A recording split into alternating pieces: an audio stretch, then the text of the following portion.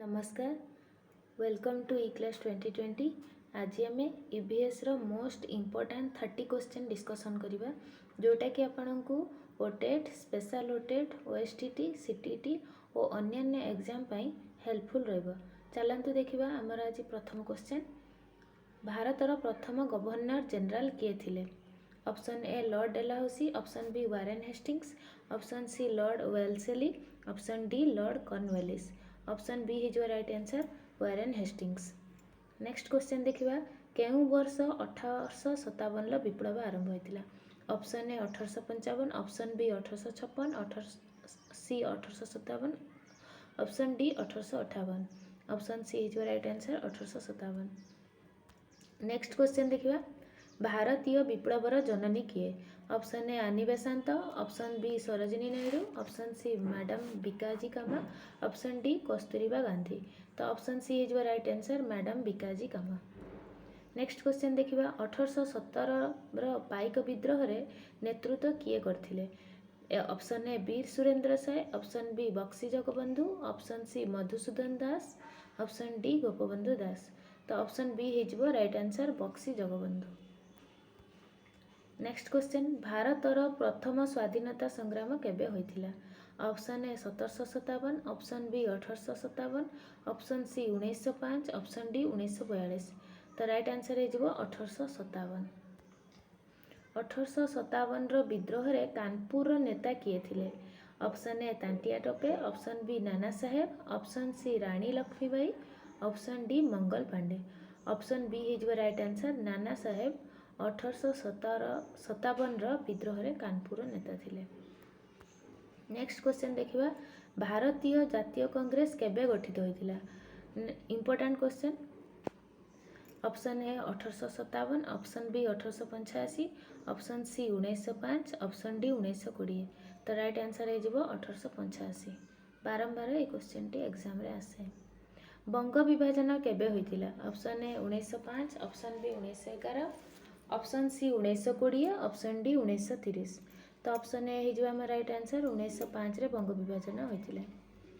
Next question देखिबा स्वदेशी आंदोलन किए आरंभ करथिले?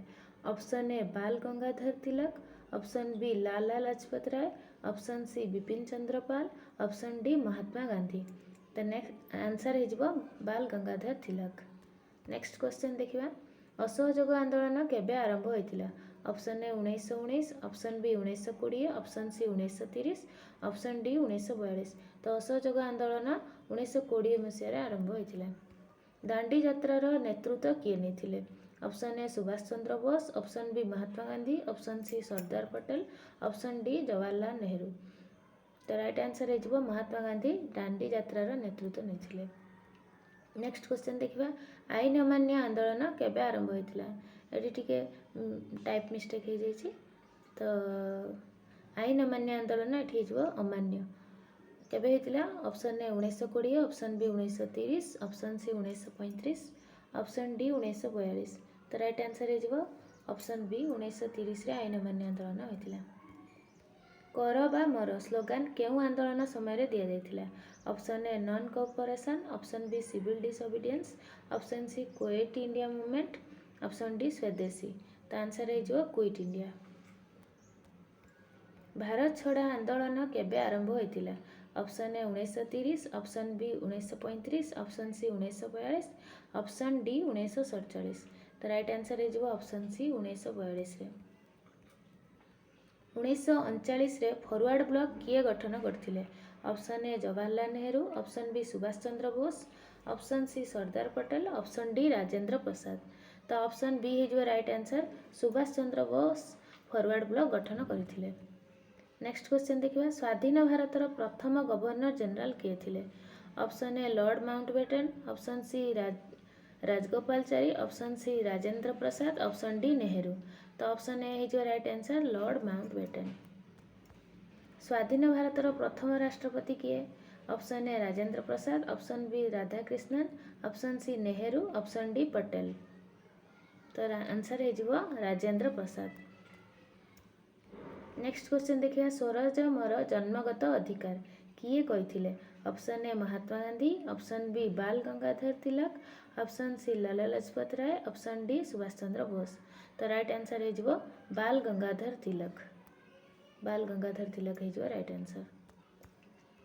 भारत स्वाधीन केबे होइतिला एटा समस्त जानिथिबे। ऑप्शन बी हो राइट आंसर 15 अगस्त 1947। नेक्स्ट क्वेश्चन देखिए पाइक विद्रोह केबे गठित होइतिला। Option A 1804, option B 1817, option C 1837, option D 1857। तो ऑप्शन बी हो राइट आंसर 1817। पाइक विद्रोहर नेतृत्व किए करथिले। Option A Surendra Sai, option B Bakshi Jagabandhu, option C Madhusudan Das, option D Gopabandhu Das. तो राइट आंसर हो जगबंधु। नेक्स्ट क्वेश्चन देखिबा वीर सुरेंद्र साय केउ अंचल सहित संपर्क। Option A Puri, option B Sambalpur, option C Cuttack, option D Ganjam. तो राइट आंसर हो संबलपुर रे बी सुरेंद्र साय रहुथिले। नेक्स्ट क्वेश्चन देखिबा उत्कल गौरव काहाकू कहा जाए।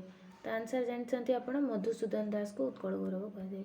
उत्कल सम्मेलन केबे गठित होइतिला। Option A 1903, option B 1911, option C 1920, option D 1936। तो 1903 रे उत्कल सम्मेलन गठित होइतिला। उत्कल सम्मेलन रो स्थापक किए थिले। Option A Gopabandhu Das, option B Madhusudan Das, option C Surendra Sai, option D Jagabandhu. तो ऑप्शन बी हो राइट आंसर मधुसूदन दास। ओडिशार पंचसखा काहाकू कहा जाए। A 5 poets, B 5 leaders of Satyabadi school, C 5 kings, D 5 freedom fighters. तो राइट आंसर हो 5 लीडर्स ऑफ सत्यवादी स्कूल। तो पंचसखा केउ मानकु ने माने काहाकू नहीं कि गठित जो 5 जन सखा थिले से माने होचंती फर्स्ट बलराम दास, सेकंड जगन्नाथ दास, थर्ड रे अच्युतानंद दास, 4 यशवंत दास, 5 रे शिशु अनंत दास। एई मानकु नहीं पंचसखा गठित। नेक्स्ट क्वेश्चन देखिए उत्कलमणि काहाकू कहा जाए। समस्त जानते उत्कलमणि गोपबंधु दास को ही कहा जाए। चलतु देखिए नेक्स्ट क्वेश्चन ओडिशा रे लवण सत्याग्रह केउठी होइतिला। Option A Cuttack, option B Inchudi Balasore, option C Sambalpur, option D Puri. तो बी इंचुड़ी बालेश्वर रे। ओडिशा रे लवण सत्याग्रह किए नेतृत्व करथिले। Option A Nabakrushna Choudhury, option B Gopabandhu Choudhury, option C Harekrushna Mahtab, option D Nilakantha Das. Option B हो राइट आंसर गोपबंधु चौधरी। ओडिशार कांग्रेस जननी काहाकू कहा जाए। A Malati Choudhury, B Rama Devi, C Annapurna Maharana, D Sarada Devi. Option A हो राइट आंसर मालती चौधरी।